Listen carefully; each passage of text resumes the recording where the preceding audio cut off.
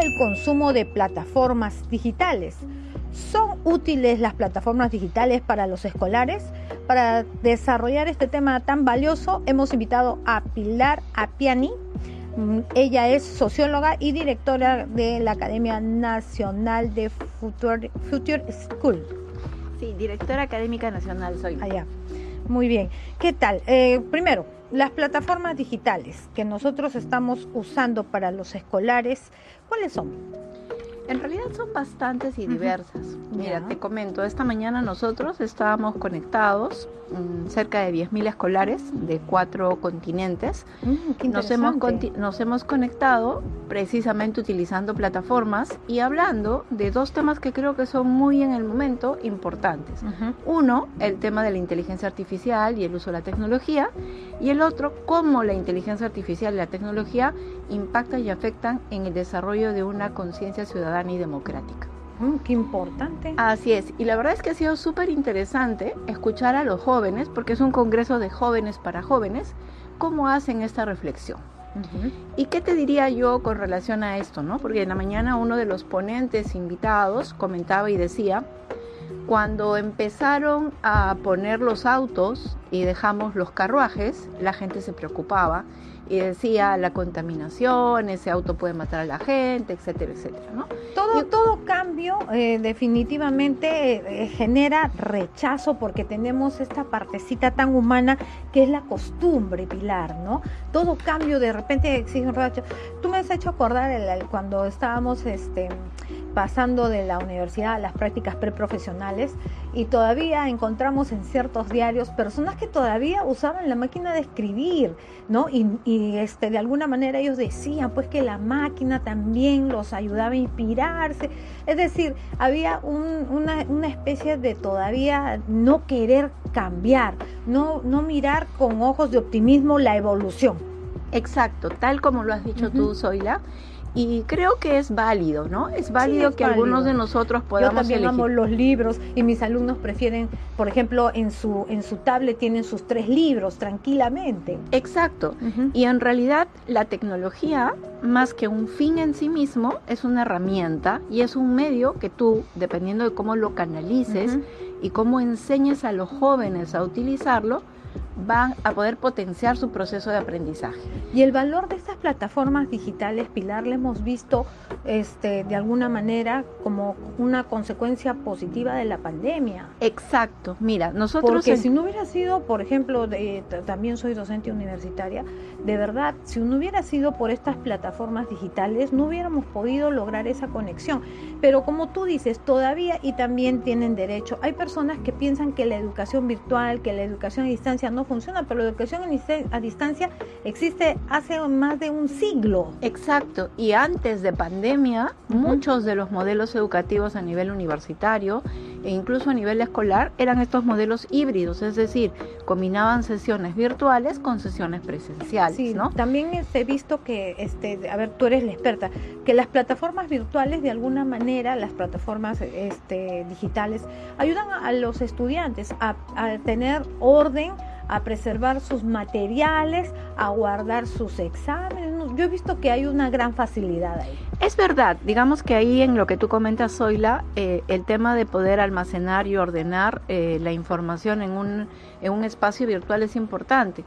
Pero yo quisiera comentarte 2 cosas que considero súper importantes, sobre todo en este espacio que dices tú de vista al consumidor, porque imagino que muchas madres y padres de familia nos están escuchando y creo que esto es importante, ¿no? Cuando un estudiante tiene una tablet, tiene una computadora o incluso tiene un celular y configura su entorno, ¿no es cierto? Lo que está haciendo es adaptar el proceso de obtener información a su propio estilo de aprendizaje. Y eso es un elemento realmente importante, porque lo que hace es que lo ayuda a facilitar y optimizar tiempos. Si yo te presto, que lo ayuda con su metodología de aprendizaje. Exacto, si yo te doy mi celular, seguro que tú lo vas a poder utilizar, pero no es lo mismo que veas tú el tuyo porque está configurado a tus preferencias y a tu enfoque. Claro. Entonces creo que hay que quitarle un poquito el miedo y hay que desatanizar que la tecnología es mala. Todo depende de cómo la usemos, cómo dosifiquemos y sobre todo, y aquí viene el segundo punto, que tenía que ver un poco con esto que yo te decía hace un instante del Congreso Internacional de Estudiantes que hemos cerrado y clausurado esta mañana, ¿no? Los chicos tienen que tener la capacidad de desarrollar el análisis y el juicio crítico ante la información que tienen. En este momento, yo consumo, me imagino que de repente tú también entras a TikTok o entras a Instagram y ya no sabes a veces si la noticia es la real o es un fake, ¿no es cierto? Exacto.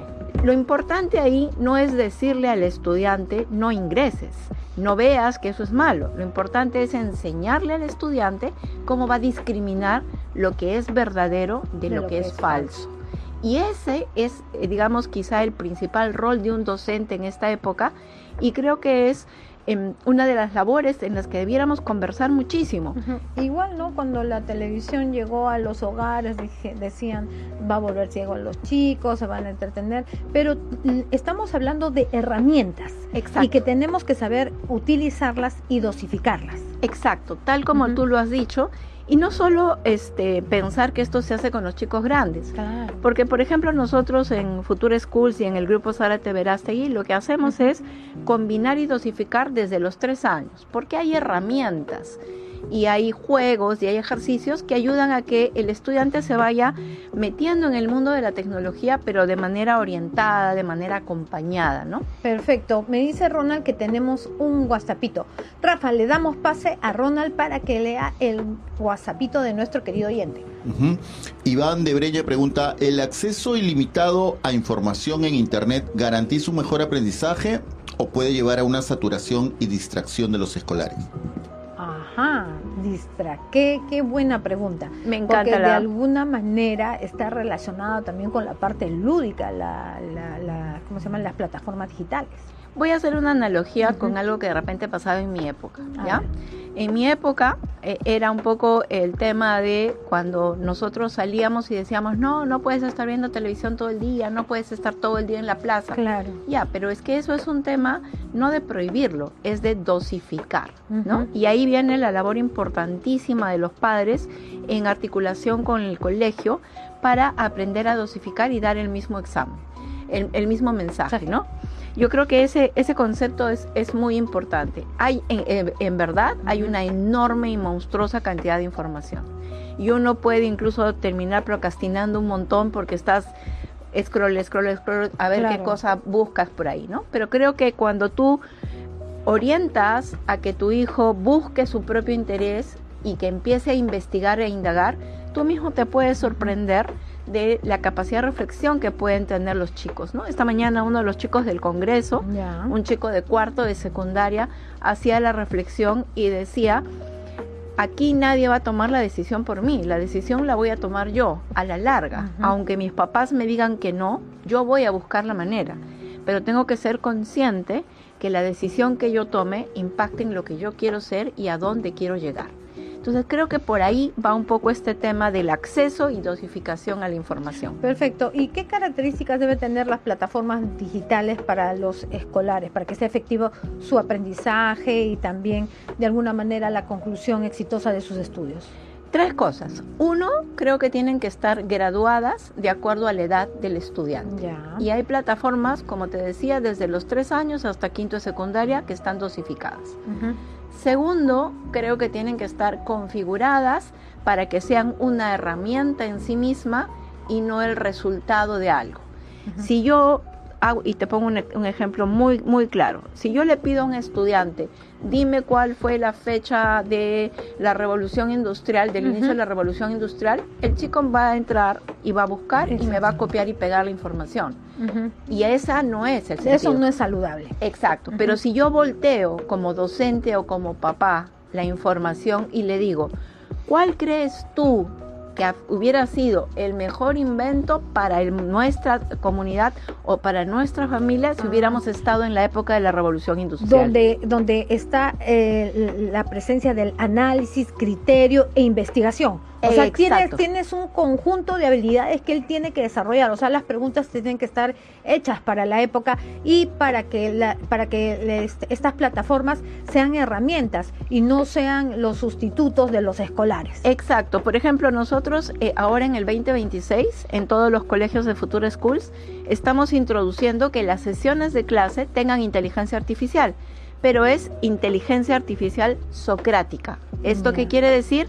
Que la inteligencia artificial no le va a dar la respuesta al hijo, va a hacer lo que tú comentabas ahorita, Zoila. Le va a empezar a cuestionar y a preguntar y a motivar que investigue por sí mismo la respuesta. Entonces creo que esa es la enorme diferencia. Así como las plataformas se adecúan a los tiempos, a la escolaridad, entonces también los maestros, los profesores tienen que estar capacitados para hacer estos cuestionamientos, estas preguntas que de alguna manera ponen en segundo lugar a la plataforma digital para que sea la herramienta del escolar, porque antes, por ejemplo, no sé si te habrá pasado, pero yo cuando estaba en el colegio, en la universidad, teníamos que ir a las bibliotecas y los profesores preferían 100% las bibliotecas que el Wikipedia y que todas estas cosas, ¿no? Y hacíamos nuestras colas, investigábamos. Entonces, los tiempos han cambiado y tienen mayor facilidad para hacer este tipo y de alguna manera dar un salto, ¿no? A que se genere el espíritu crítico, el pensamiento crítico, el trabajo colaborativo, que es tan importante en estos momentos. Esto último que acabas tú de decir, Zoila, por ejemplo, es una de las cosas más importantes, una de las digamos, de las características y de las habilidades más importantes que tienen que desarrollar los jóvenes hoy en día es la capacidad de adaptación y la capacidad de trabajo en entornos diversos y con personas diversas, ¿no? Porque lo que decías tú hace un rato, la pandemia de alguna manera nos ha empujado a entrar a este uso más tecnológico, pero también ha demostrado que las fronteras físicas ya no son tan importantes, porque yo puedo estar conectada con muchas personas en simultáneo. Entonces, que el chico aprenda a trabajar en equipo, reflexionando, dándose cuenta que la opinión o lo que él cree que es verdad puede ser relativo, visto desde otro ángulo, ¿no? Entonces eso ayuda a desarrollar una capacidad de análisis mucho mayor y es más difícil que los chicos puedan ser sorprendidos, ¿no? Entonces creo que esa es una de las labores que intentamos hacer y que, por ejemplo, en Future Schools una de las cosas que hemos trabajado con mucho y que seguimos trabajando con mucha fuerza, es que los chicos trabajen y den examen incluso en grupo. No dan un examen teórico de solo aprende, responde, sino les ponemos un reto, ¿no? Y le decimos, ¿cómo resolverías el tema del fenómeno del niño en este momento? Y los chicos se dan cuenta, porque además ponemos chicos de Piura con Tacna, que los chicos de Tacna tienen una visión totalmente distinta de cómo impacta el fenómeno del niño en su ciudad, a diferencia de los chicos de Piura. Y eso enriquece el aprendizaje. Tengo acá a Alicia de la Victoria y dice que ella es docente y que te pregunte lo siguiente: ¿qué responsabilidades tienen los colegios en capacitar a los profesores para usar correctamente las plataformas digitales? Alicia, una altísima responsabilidad. Todos los que Alicia dice que es profesora. Mayor razón. Toda la responsabilidad de Alicia, así que exige.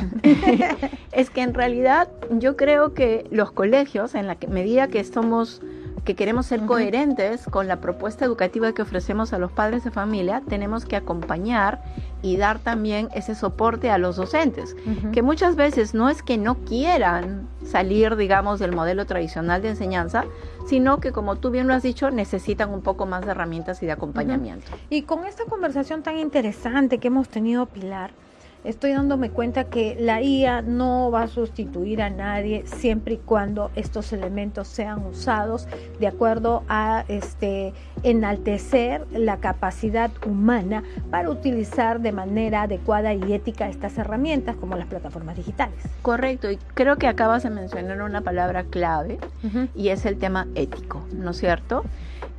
Yo puedo acceder en la web o utilizar la inteligencia artificial para cualquier cosa, pero mucho depende de cómo me han formado a mí, ¿no es cierto? Pensando en los escolares, cómo hemos formado a esos escolares para que puedan utilizar con criterio, con ética y con responsabilidad la información a la que están accediendo. Ellos pueden sacar la información y decir, lo engañé al profesor y me saqué 20. También pueden ir más allá y decir, oye, mire, encontré esta información que me puede ayudar a hacer algo que no es derecho, ¿no es cierto? Pero también pueden decir, es mi decisión para ver qué tipo de sociedad y de país quiero construir. Agradecerte infinitamente esta entrevista pero que nos ha ayudado a entender muchas cosas y que definitivamente si queremos evolucionar como sociedad, empecemos en los colegios. Encantadísima, soy la de la invitación. Muchísimas gracias a nombre de todos los colegios de Futura Schools y del Grupo Zárate Verástegui. Muy amable.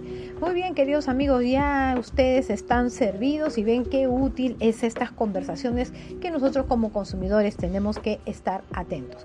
Futura Schools, la emoción de aprender en red.